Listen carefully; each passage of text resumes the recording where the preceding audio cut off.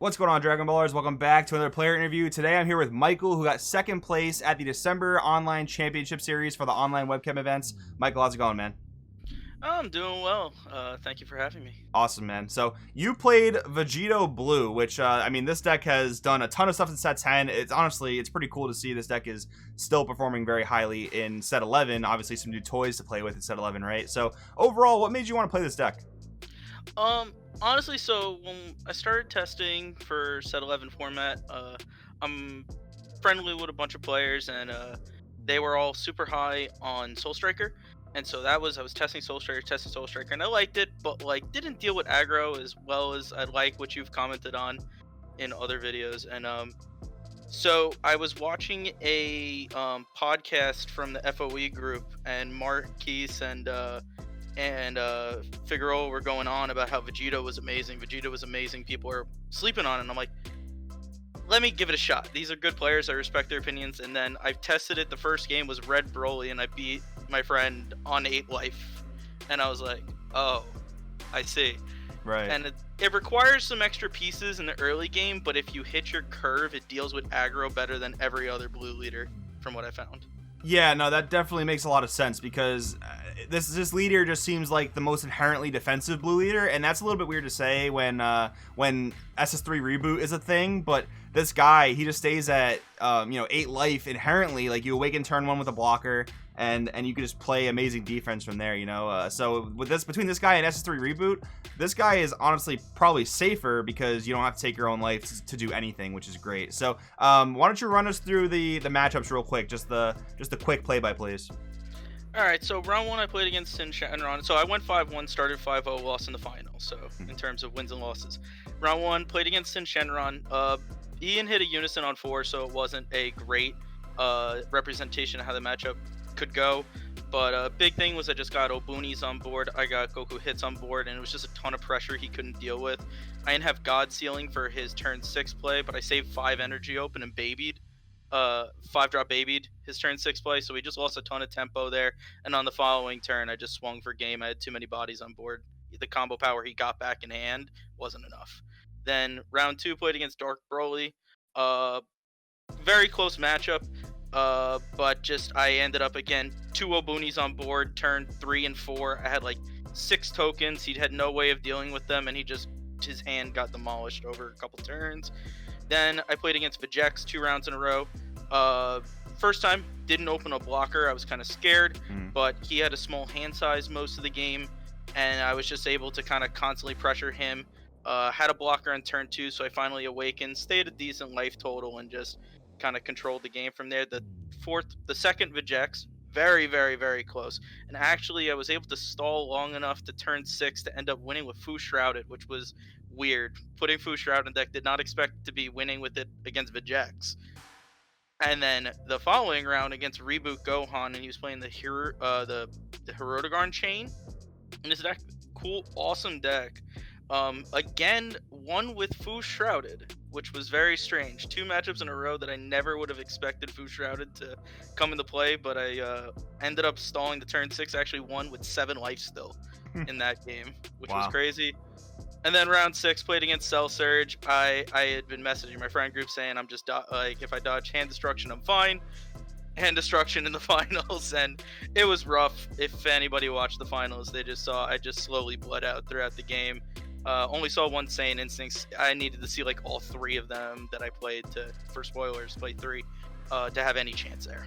Gotcha. Yeah, no, I mean, that is one of the complaints about Vegito that people have is you don't have as big of a hand size as other blue decks do. Soul Striker will outpace you in terms of hand size, but you're just so ultra defensive. So still, I mean, excellent finish. And you put the theory to the practice, right? You took this deck that was poised to be, a great contender in what's really looking at an aggro meta right now, and you put up the results. So still a great job, man.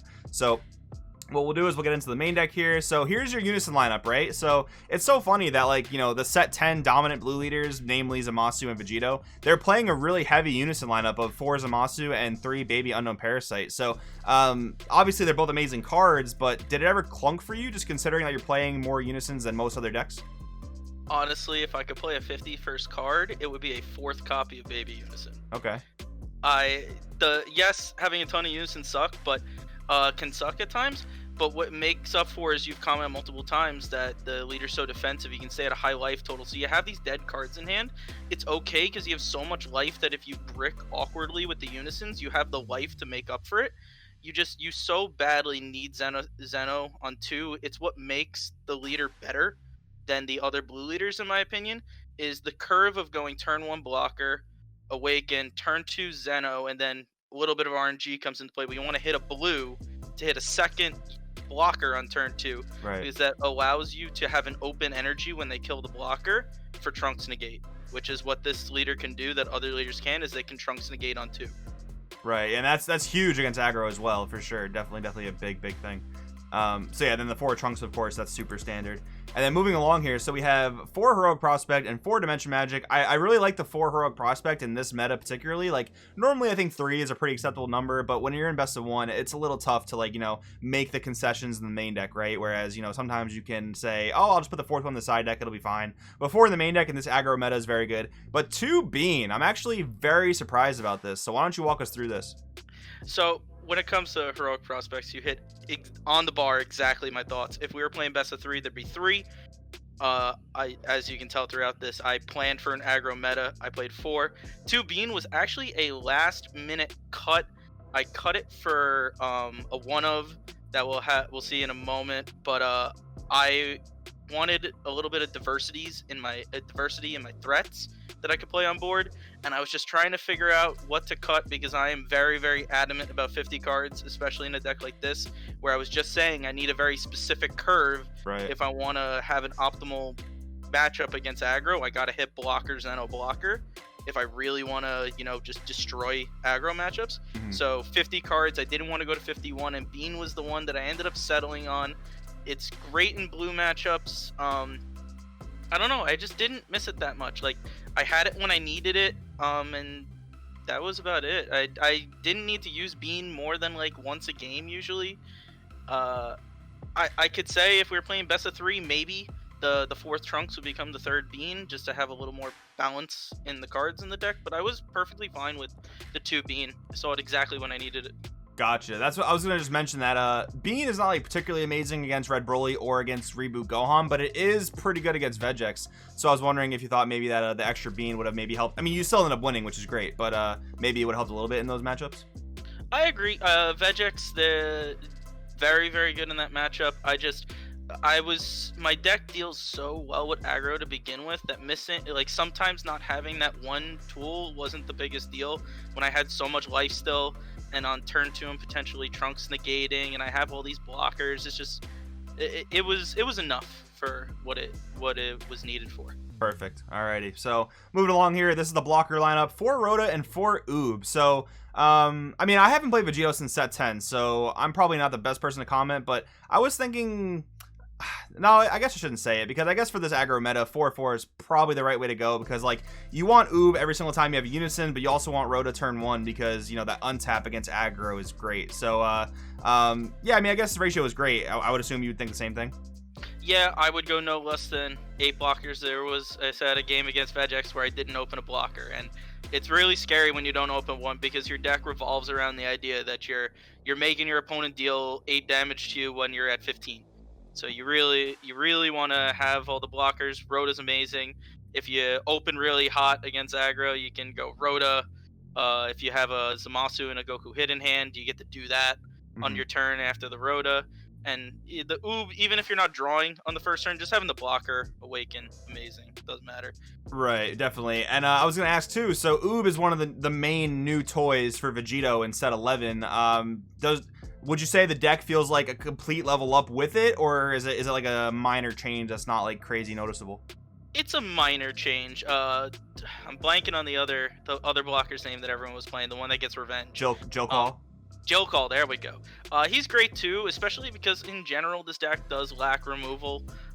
So having the revenge is nice, but most of the time, like, they're gonna kill it anyways without swinging if you get the revenge. So I like the draw power. We were talking about how the deck typically has an issue with hand size. Oob kind of turns into a Saiyan Instincts in a way. Right. When you have the Unison play, because you draw the card when you play him, and then when he dies, you untap draw a card. So you drew 2 cards for your 1 card. So in a way, you've netted an extra card in hand. So it's nice. Right, right. And then for the Sand Instincts thing, so you kind of mentioned how that was like kind of the determining factor in the finals. Do you think just because the way Vegito is, where inherently you have less cards in hand than other blue leaders, do you think you need 4, or would you still just stick with 3? In best of 3, the 4th would be in the side, but because I was such a stickler about sticking the 50, it's very hard to get the 4th copy in, and also because again I've said a few times that you want to hit a very specific curve against aggro. When you hit the yellow off the Zeno on turn 2, it feels really bad. I see. Because you really want to develop that second blocker, so I tried to minimize as much as possible. But there are some non-blue cards that would be sideboarded 4th copies of. Gotcha. And extra copies of. Gotcha. Yeah, and that is crazy too. Like Zeno is one of the most powerful Unisons we've ever seen, right? But it does have actually a really big downside of, you know, potentially flipping a bad color, right? Yeah. So moving along here, 4 Zamasu, 3 Goku hit, one of the best combos you could play in a mono blue deck. Not too much to say there. And the 1 max power. So I really like this in the main deck. I think, you know, between 1 and 2, I personally like 2, but you know, 1 and 2 is great, and I'm glad you know, fit it in the main deck there. How much of like a clutch card was this? Well, you can thank your boy Marcus for that, because I showed him the list about a couple days before the event, and he told me to put the max power in, and I was like, yeah, it's fine, sure, I'll do it, and it was fine. And if I was playing best of 3, it'd be sideboarded. I liked having the 1 for the best of 1 format just as an extra option for removal, since you don't have it in best of 3. I don't think it's necessary in the main deck. I think you'd sideboard 2 of them for matchups like Sin Shenron, but there were a couple times I used it. I used it against Vegex. I had Hatch negated, and then he played a Demigra, the new 5-drop Demigra Dark Overwhelm to remove Hatch. But he couldn't swing with it, so you didn't get full value out of it. And I didn't have a good way of removing it, and then I had, except for the max power. So it was nice to have it in that moment. Right. The way I view it, it's just like a super clutch card. It's so good. All right, so here is where things get a little interesting. So you're playing 3 Obuni, which at this point has become pretty standard. Like before, it was, you know, you play 4 or you're just not good, right? But now Obuni is in kind of a place where like it's not great against blue, it's not great against green, but it's decent against everything else. Baby 3 of is great with the Baby Unison, and the 1 Murichum. So this is the card you wanted to cut the extra bean for, right? So how did there's you? Your third sense of bean right there. Right. So how'd you feel about this like threat lineup here? I liked it. I know a lot of people are getting lower on Buni. So many people are doing combos of Murray Trim Obuni. But I find that in this deck, because unlike Soul Striker, where you can just like play Murray Trim on 4 energy, swing and untap, so you're still untapped.